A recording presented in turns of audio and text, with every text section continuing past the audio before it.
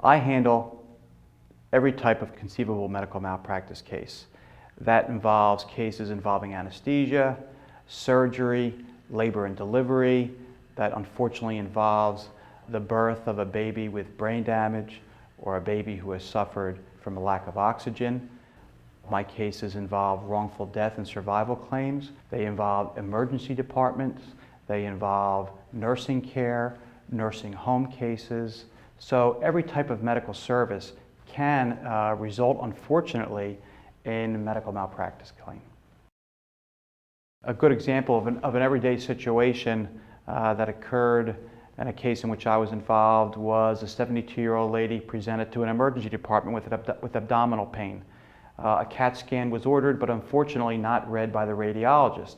The attending surgeon mistakenly thought that the patient had a gallbladder problem and removed the patient's gallbladder. There was a consequent delay in diagnosing the patient's appendicitis.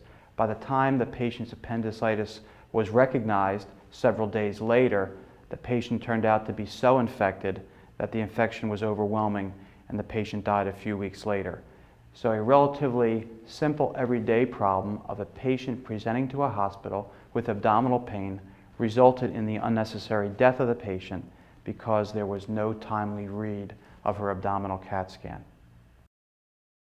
Every case deserves to be reviewed on its own facts, and there has been much public comment about the size of verdicts.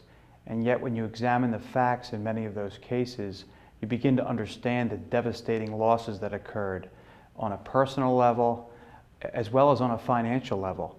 You have lives that are devastated as a result of significant medical errors, and those types of cases deserve just compensation.